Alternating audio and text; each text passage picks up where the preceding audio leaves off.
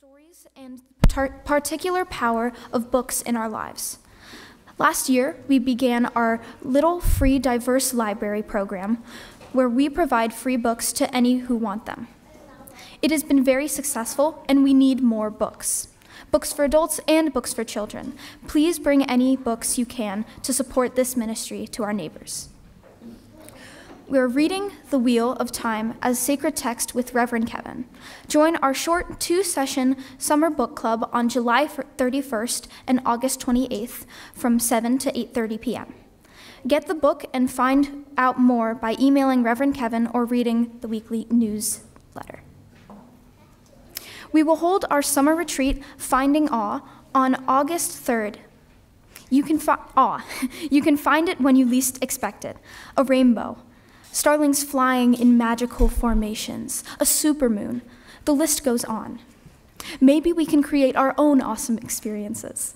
Let's explore the possibilities during stimulating conversation, while practicing yoga, in deep meditation, during an engaging art workshop, and in a healing sound bath. Find all details in the eVoice. Today, after the service, Reverend Kevin and folks from the membership committee will hold our monthly UU and U session, where you can learn more about our congregation, Unitarian Universalism, and what it means to become a member of our community. We will begin at noon in the library. Whether you are a guest, friend, or member, we are glad you are part of our worship service today.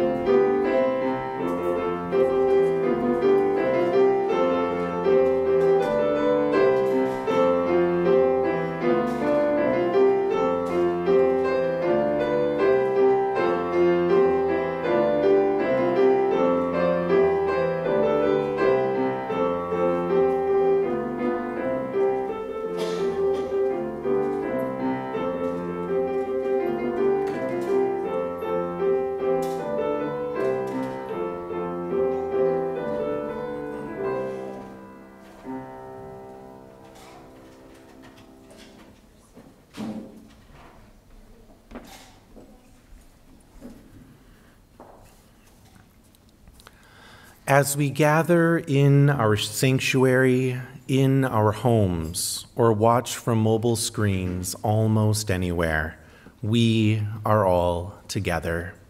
Those watching now on Sunday and those who may be watching months from now, we are joined together for worship across both space and time. This is a free, creedless religious congregation. In the discipline of truth and the spirit of universal kinship, we join together in a cooperative quest for religious and ethical values, seeking to apply these values to the development of character, enrichment of the spirit, and service to all. You are welcome here, whoever you are, whomever you love, whatever the color of your skin or your country of origin, no matter your gender expression or gender identity, whatever your age, whether you remembered to bring your book today or knew we were doing this at all or not, however you define family, wherever you are at this time, and whatever the source of your faith, you are welcome here.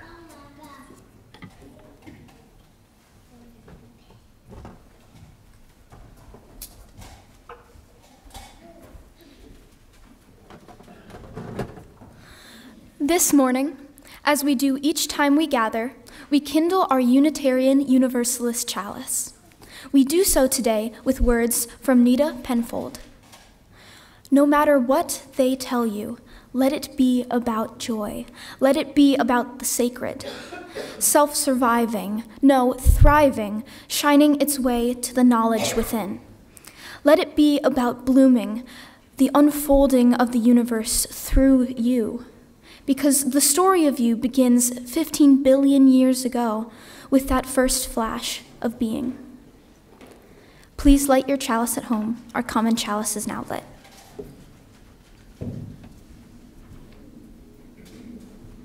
Good morning. My name is Jennifer Worthington. I use she, her pronouns, and I will be your hymn leader today. So please join us and rise in body or spirit in singing hymn number 175. We celebrate the web of life.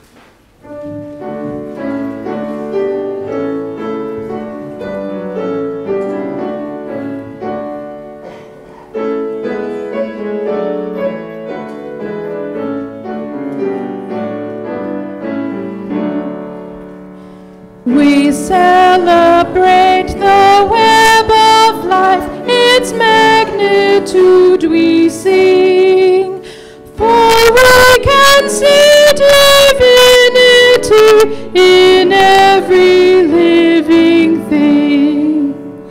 A fragment of the perfect whole in cactus and in quail, as much in tiny barnacle as in the great blue whale.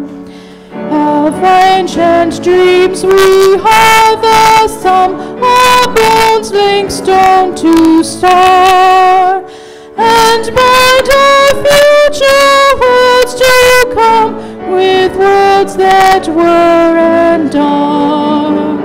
Respect the water, land, and air, which give all creatures birth. Protect the lives of all that share the glory of the earth.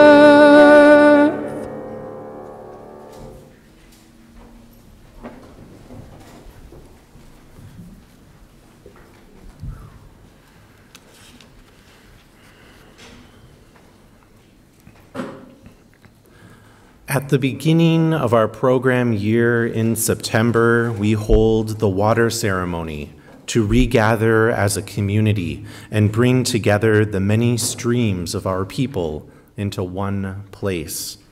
At the end of our program year, in June, we recognize the flower celebration to honor the beauty that is created by joining together the many individual flowers and people into a bouquet.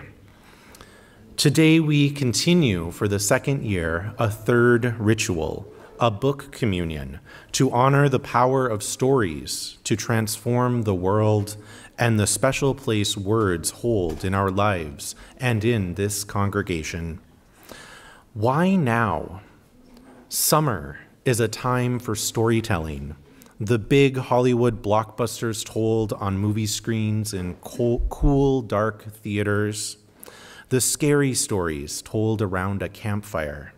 The funny stories told to keep the road trip moving forward as smoothly as possible. And the stories we make up as children dance among fireflies and we look up at the stars. So this morning, we honor the place of stories in our lives and the particular power they hold when shared with one another. In this time of book banning and dangerous political rhetoric, as in all times when people try to limit the flow of information, the ability of stories to open hearts and minds is center stage once more. You were invited to bring a book to share this morning, and in a moment, you are going to be invited to give that book to another person in the congregation. You don't know if they've read it before, or if it is the genre they would normally choose. It is a gift freely given because the story it holds matters to you, and perhaps will to them as well. When Margaret begins to play, if you brought a book to share, rise from your seat with your book and go to another person to exchange books with them. Maybe you know the other person well, maybe only in passing. As you exchange books, tell the other person briefly, in like one sentence, why it means so much to you. You can continue the story later during coffee hour. And if you didn't bring a book today, that is okay too. After folks connect with their books, and you can stand and find another person without a book to talk through what your favorite story is, what your favorite book is. Again, in just a sentence. And once you do that, we will have people share for just a couple of minutes, and then we'll call you back, and Margaret will play underneath that. So let's try this again. We'll rise first if we had books when Margaret starts to play, and then we'll rise if we don't have books.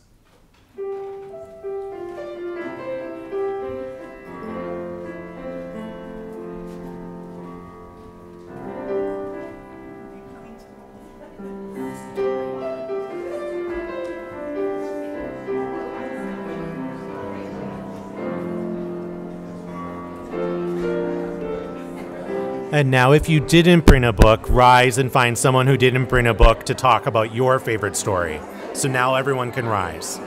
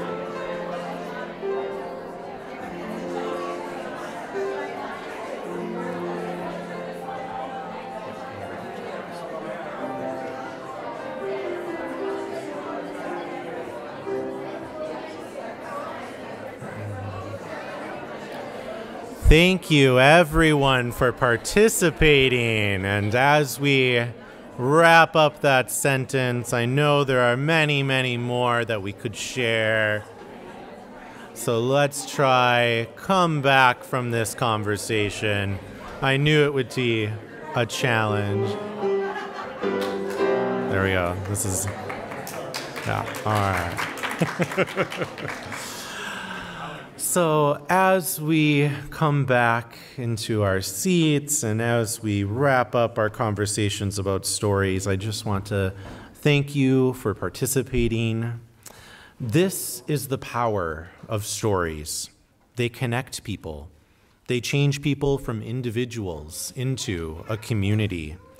During coffee hour today, keep the conversations going. Ask another person what their favorite book is and why. Share yours with another. Make a list of new stories to read. Maybe start a book group with a person or 3. We have several in the congregation that are always going on. As we bring our book communion to a close, I share Philip Pullman's words. After nourishment, shelter, and companionship, stories are the thing we need most in the world. May the stories continue to sustain and connect us always. And now we will sing our children out to their religious exploration time. As you go on your way, may you be filled with gladness. Go in joy, go in joy. May fortune bless your day with peace and loving kindness. Go in love, go in love. As you go on your way, may you be filled with gladness. Go in joy, go in joy. May fortune bless your day with peace and loving kindness. Go in love, go in love.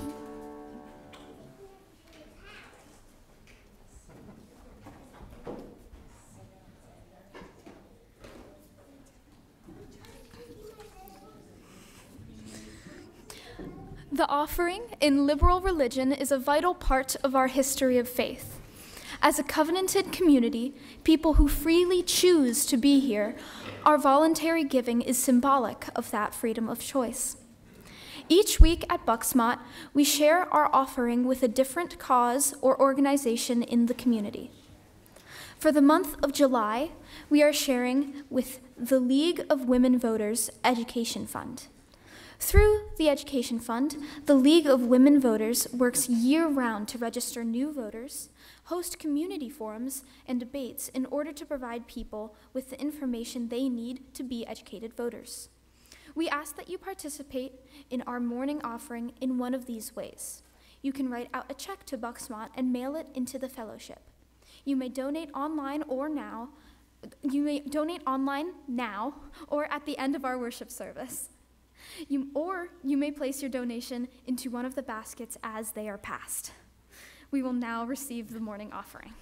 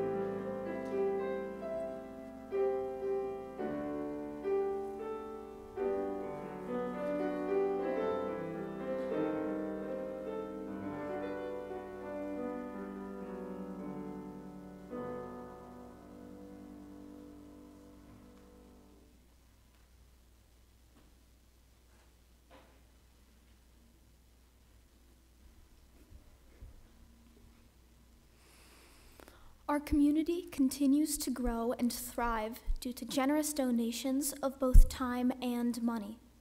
For the many ways that you contribute and how it sustains this fellowship, we are truly grateful. This morning's reading is Here's to You, Ralph Waldo, by Patrick Murphin. You have reached across time and found me dozing on an afternoon, reached your hand down and shaken me by the toe until I stir bewildered. Wake up, you cry. The world is waiting to be noticed, the very autumn air vibrant with miracles, the incessant sun prying into every dark space. For you, if you will see it, if you will be it. The deadest of white males, you have climbed long-limbered from the pages of a book, splayed open on my desk, swept your arm wide around random piles, half-read volumes, half-completed projects, half-lived life that is my study, and demanded I seize my life, clear my head of every derivation, even that from dust of your own mouth, and speak at last my own revelation. So here's to you, Ralph Waldo, dreamer, darer, doer.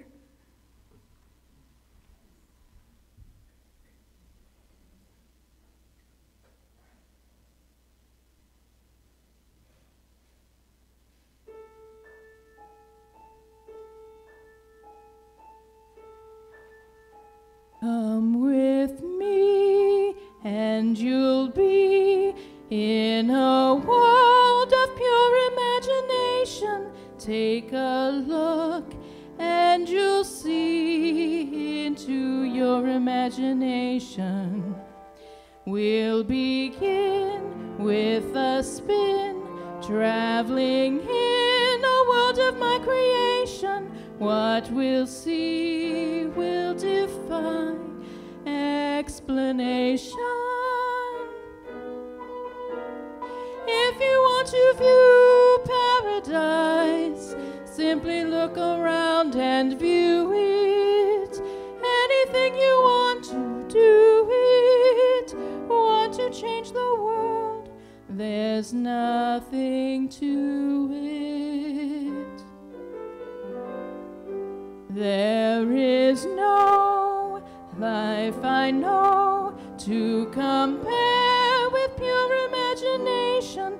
You think there you'll be free if you truly wish to be.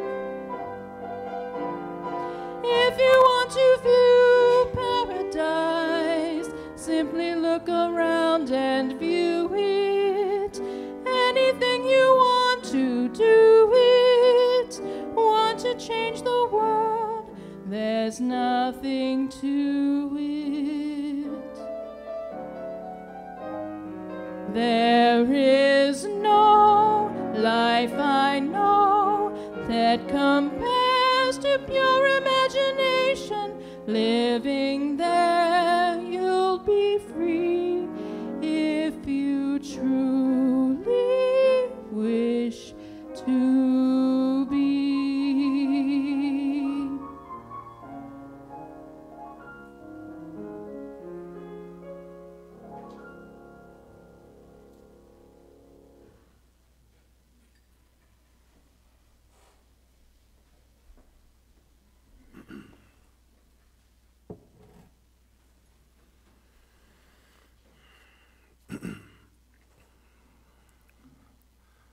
We are the ones who tell stories. We tell stories of gods and goddesses dancing in the sky. We chant in temples, in sweat lodges, in churches, in shrines, celebrating our lives, honoring our dead. We love our stories. We live our stories. These words are part of the opening pages of a children's book entitled We the Curious Ones by Marion Dane Bauer. I would expand the idea presented by Bauer with one more sentence. We are our stories. Stories are perhaps the most important thing that human beings have brought to the world. Stories are the basis of our ability to pass information intergenerationally. Over the past year, a small group has been reading a popular fantasy series, The Wheel of Time, by Robert Jordan, with the lens of what makes stories sacred. As I describe this program to participants, religious stories are human stories, and human stories are religious stories. Stories make us who we are and change us. This is the power of stories. They connect people. They change people from individuals into a community. Stories create connections not only among people together in the present, but across generations, across cultural boundaries, and across imagination. We are invited to think differently and to think through the words of another, what it might be like to live in their world for a moment. It is storytelling that has helped us become a global species capable of flight, space travel, healing diseases, and imagining future possibilities which we then can bring into being. Stories are our superpower and the seed from which human culture springs. Stories are a core part of what we create as human beings, and stories are what we use to define who we are. It is also storytelling that leads nations to war, otherizes categories of people, and makes them targets of hate. It can justify treating members of our own families in horrific ways. Stories, whether factual or fictional, are real, powerful, and have the ability to shape reality in so many ways. Stories can be world-building, identity-expanding, and healing. Stories can be world-burning, identity-destroying, and harmful. We have a particular challenge in the realm of personal storytelling in our modern moment, but this has been the subject of reflection for generations. In an address to the Franklin Lectures in Boston in 1838, William Ellery Channing spoke about his idea of self-culture this way. But self-culture is possible not only because we can enter into and search ourselves. We have a still nobler power, that of acting on, determining, and forming ourselves. This is a fearful as well as glorious endowment, for it is the ground of human responsibility. We have the power not only of tracing our powers, but of guiding and impelling them. Not only of watching our passions, but of controlling them. Not only of seeing our faculties grow, but of applying to them means and influences to aid their growth. Of all the discoveries which men need to make, the most important at the present moment is that of the self-forming power treasured up in themselves. Channing explains throughout the address the various ways one can improve themselves, from what one reads to the type of work one engages in, and even the role of government in this pursuit. This idea of self-culture is found in so much of our popular culture today. Whole sections of bookstores are centered around self-help or self-improvement. We can change and be changed by the stories we tell ourselves about the world around us and about who we are. However, the idea that we are individuals capable of transformation in isolation is a story, too. One that Max L. Stackhouse troubles when reflecting on the works of James Luther Adams. The genuinely human is found in the twin reality that we are both social creatures, requiring relatedness to be whole, and creative agents, capable of making significant choices about that relatedness. We are, in short, associational beings with wills. And Chimamanda Adichie shared her personal examples about the danger of a single story in a TED Talk from 2009. Adichie says, "To create a single story, show a people as one thing, as only one thing, over and over again, and that is what they become." In her talk, she shares how as a child in Nigeria, the earliest stories she read were from the perspective of British storytellers and depicted British children. The stories described things like apples, ginger beer, and weather that was often rainy and dreary. When Adichie began to write stories of her own, they featured these same themes because those were the stories she knew, even though many of the themes had no place in her lived experience in Nigeria. Adichie also shares in her talk that we are impressionable and vulnerable in the face of a story, particularly as children, which I agree with, but I believe is actually true of us throughout our lives. When we are told a story, especially when the story is about a person or place we do not have direct experience with, that story becomes the single story we have about those people or places. Religious stories are particularly powerful because they have the claim of both moral authority and eternal truth woven into them.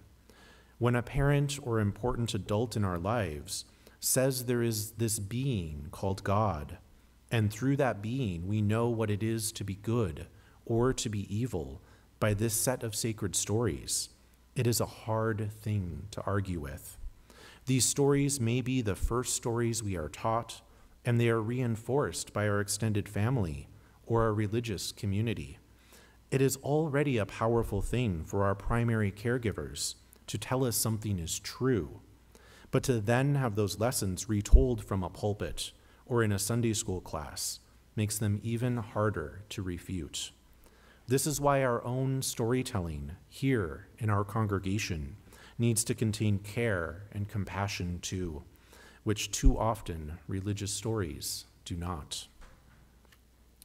The idea of the danger of the single story, or perhaps our first stories about people or places, is not completely solved by gaining additional stories. This may help us undo stereotypes to a degree, but that emotional resonance of the first stories we hear is hard to resolve by adding to our personal libraries. We become primed by what we first internalize as true from trusted sources. Dangerous stories go beyond the individual and can inspire a great deal of pain in communities. The idea of cults, which academic circles have retermed new religious movements, is almost a genre of storytelling unto itself that became most widespread in the 1970s. Cults became a label used for new and unfamiliar expressions of religion in American culture. This idea of harmful new religions transformed from what became labeled the cult wars of the 1970s into what would become the satanic panic of the 1980s. In the book Remembering Satan, A Tragic Case of Recovered Memory, Lawrence Wright outlines how several lives were ripped apart by such stories in Olympia, Washington in the late 1980s. Paul Ingram was the deputy sheriff in Olympia who was accused of abuse by his two daughters through recovered memories that became more and more elaborate as they were put under hypnosis over and over again.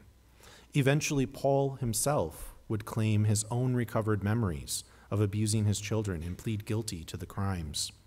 Paul would be unable to recant this guilty plea, even when it came to light that he was likely coerced by his fellow police officers into making the plea and served 15 years in prison before being released in 2003. The ideas or stories that memories can be completely suppressed and then recovered through work with therapists, or that people can be brainwashed completely into doing things they would never otherwise do by charismatic religious leaders, were powerful ways to tap into fears that are held by people of every generation. Those fears are often grounded in anxiety about how the next generation isn't behaving correctly in some way. We are seeing this in the fearful stories of our present political reality too. A panic about who America is for, what America represents, and whether there will even be an America in the future. Often we are presented with a particular story of what it is to be an American, someone who is self-made, independent, or self-reliant, is reflected in our common stories from popular culture. In The Lonely American, Drifting Apart in the 21st Century, the authors Olds and Schwartz explore the topic of self-reliance. They begin by quoting Ralph Waldo Emerson's essay of the same name.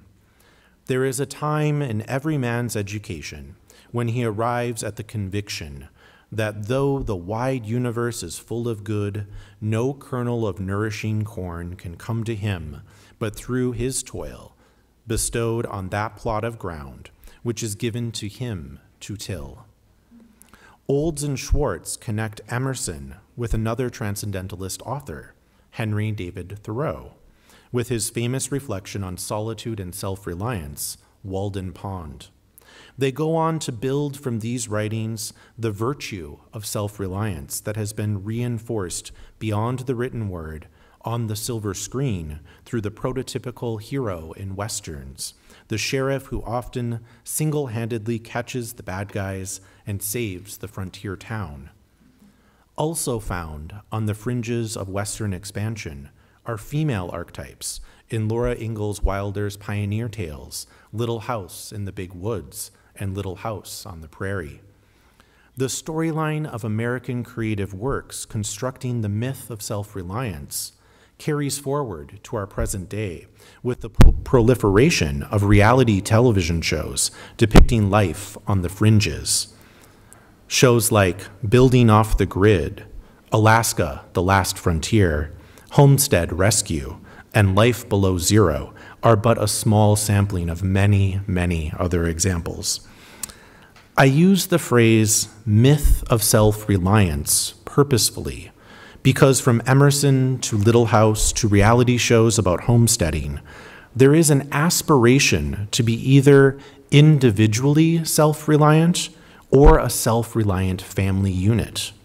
The various stories center and elevate this goal. However, in none of them are the protagonists actually doing it on their own.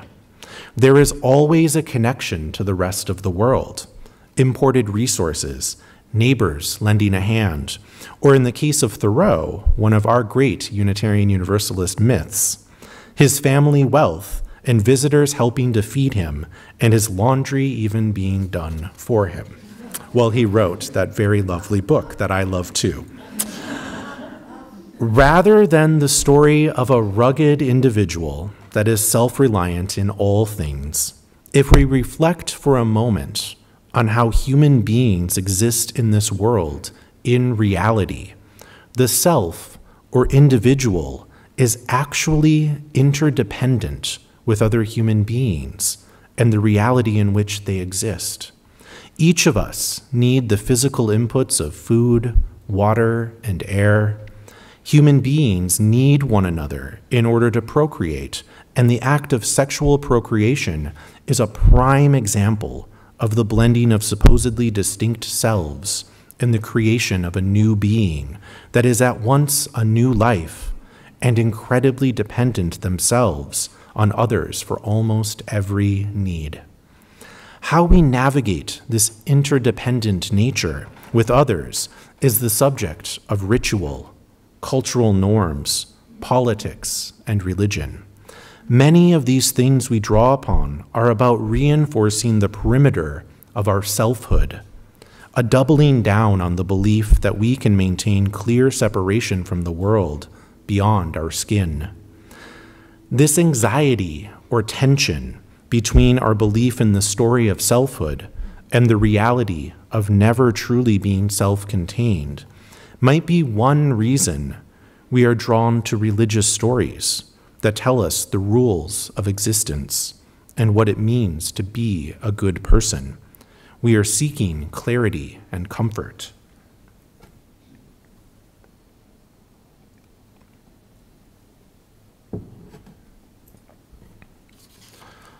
We want not only clear lines around each perceived individual, we want clear lines about how each individual fits into the story of creation, the story of society. It is hard not to see this anxiety playing out in the current culture wars around LGBTQ rights, particularly in the realm of transgender youth who occupy multiple frontier positions in their own bodies. They are often in early adolescence or between childhood and adulthood somewhere, as well as calling into question the imagined binary nature of gender, the story we have told each other about gender. Indeed, instead of maintaining a defensive position around the idea of a stable, self-contained person, what might it look like to develop a way of being in constant relationship with one's world? The I is not so much a clearly articulated and stable individual, but instead a fluid part of a larger whole. That fluid part may be able to operate with self-determination to a degree, but danger lies in the false story that the individual is truly separate from the whole. The I requires a we in order to come into existence, develop, live, and impact the surrounding world. None of us are doing it alone. The I is in fact made up of that larger world, the atoms that become our bones, the air we breathe, and the water that forms most of our bodies are all only temporarily part of the perceived individual. When we seek to create and maintain the story of the self, it is actually a sense of stability and equilibrium we are seeking. We are resisting the idea that we are impermanent, that our selfhood will dissolve or cease to be one day. When our bodies are penetrated or the porous nature of our skin/self is brought to the forefront of our consciousness, there is also a sense of release, pleasure, or joy. In times of sex, in times of eating or drinking, in times of physical touch, the mirage of the stable self, the individual, gives way to the desire to engage in the reality of our interconnectedness with one another. Whether that other be our fellow human beings, our environment, or the divine, or all three. This desire is not to define oneself absolutely. It is in fact the opposite. It is the desire to find peace with the fact that our imagined selfhood is part of a vastness, an ever-changing process, or even an absolute nothingness. The project of the self is not attempted in isolation. It is a process engaged in over the course of generations. We inherit tools such as language, culture, and religion.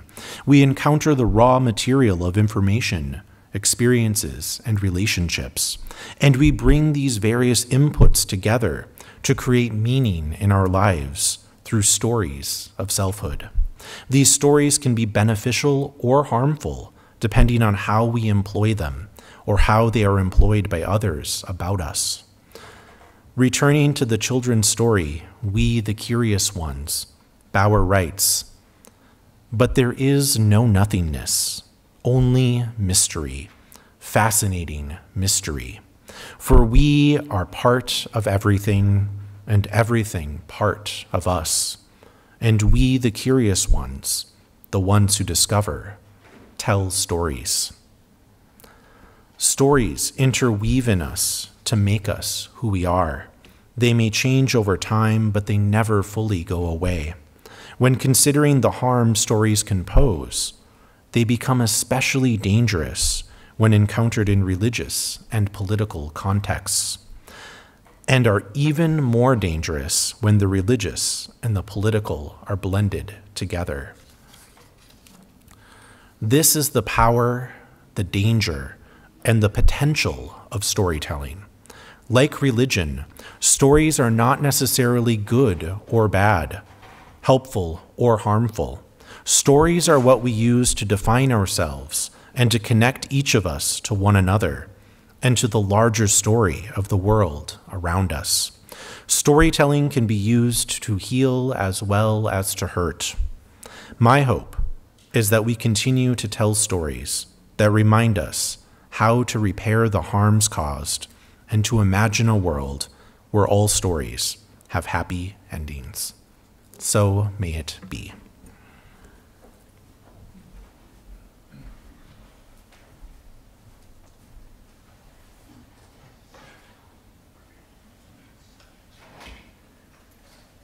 Please rise in body or spirit in singing hymn number 326, Let All the Beauty We Have Known.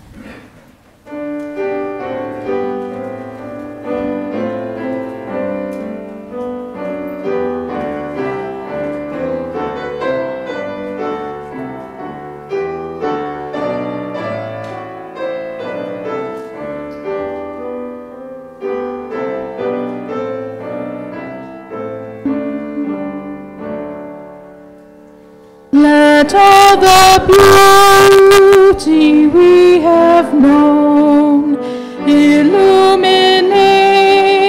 our hearts and minds, rejoice in wonders daily shown, in faith and joy and love that binds. We celebrate with singing hearts the loveliness of sky and earth, the inspiration of the arts, the miracle of every birth. Life's music and its poetry surround and bless us through our days. For these we sing in harmony, together giving thanks and praise.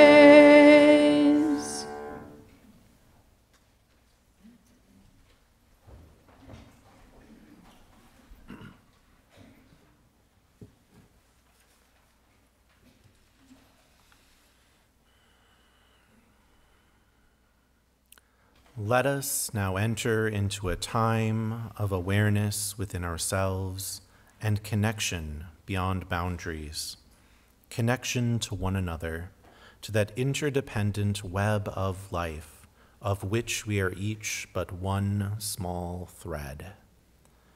As we breathe in, we are connected. As we breathe out, we are connected. I offer Mandy McLean's prayer of storytelling and gratitude. Spirit of life and love, Holy One of our being and our becoming, that which is sacred within, among, and beyond us. We know so many stories about you, God, Lord, King, Father, Earth Mother, Great Spirit, Universe, Holy Parent, Divine Love, Deepest Longings, Covenanted Partner. We know stories about our country and its founding too, of the values we claim as a people. We have stories about those narratives, about how our values have and have not manifested in our reality.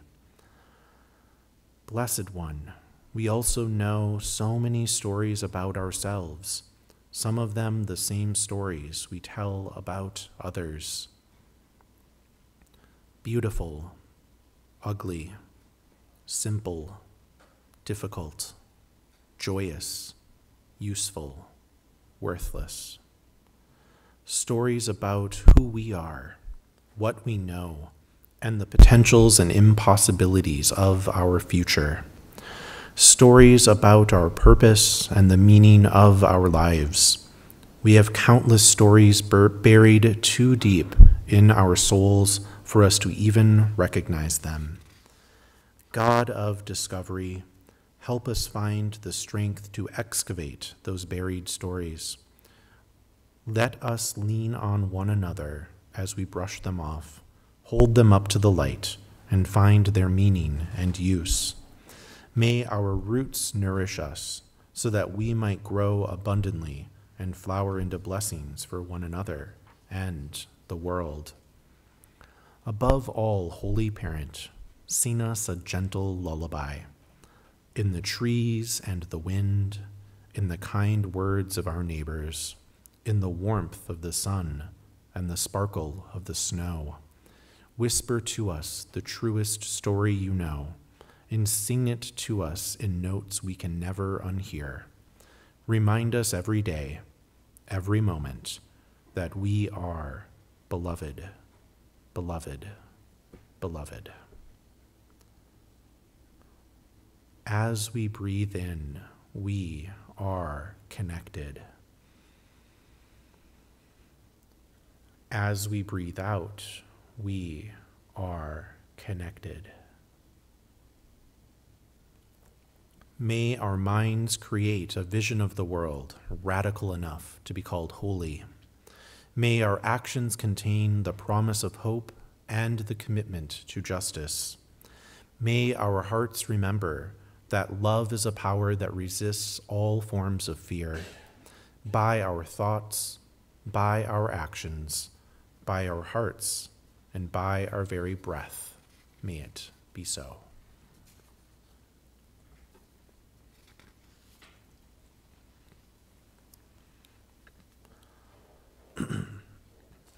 As part of our caring outreach to one another, we set aside a few moments to note both the sorrows and the joys in our lives.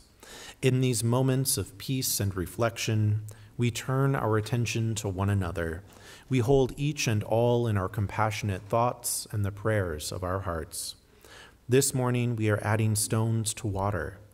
The bowl includes some of the water we gathered as a community back in September, so it contains the love of our congregation, surrounding each joy or sorrow.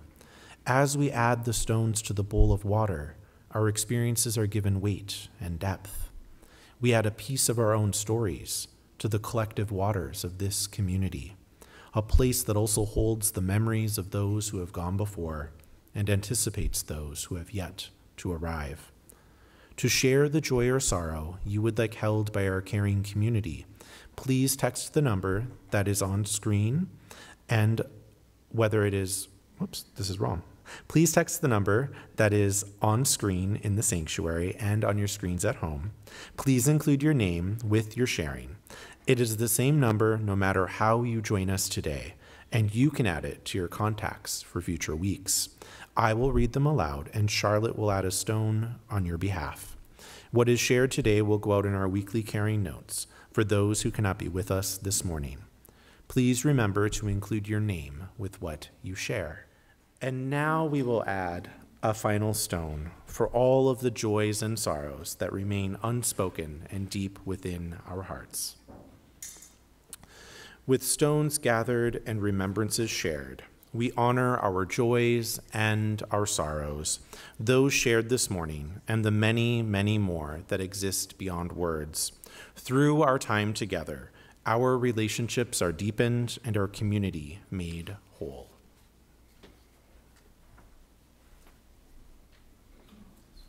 Our closing hymn today is De Colores, hymn number 305. I'm going to sing the Spanish verse first. If you know it and feel so inclined to sing along, go on ahead. And then we will do all of the English verses with gusto. So please rise in body or spirit in singing our closing hymn.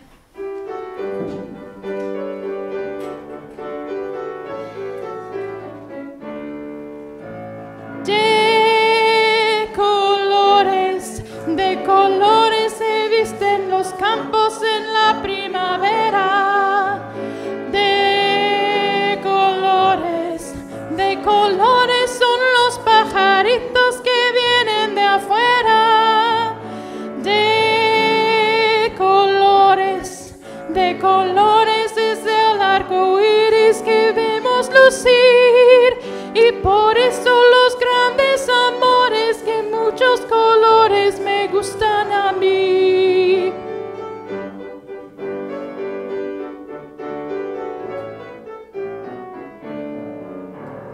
All the colors, yes, the colors we see in the springtime with all of its flowers.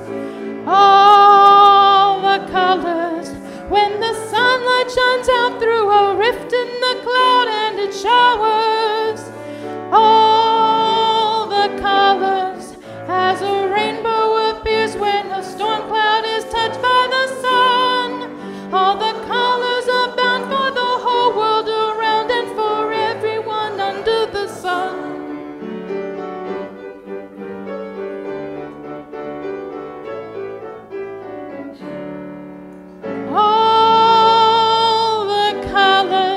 Yes, the colors of people parading on by with their banners.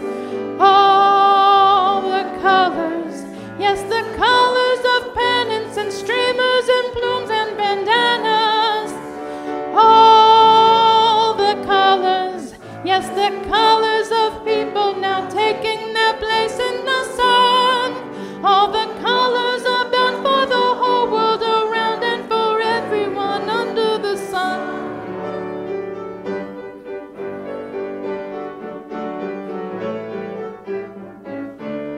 All the colors, yes, the colors, the black and the white and the red and the yellow. All the colors of a people to people who smile and shake hands and say hello. All the colors, yes, the colors of people who know that their freedom is won. All the colors are bound for the whole world around and for everyone under the sun. All the colors are bound for the whole world around and for everyone under the sun.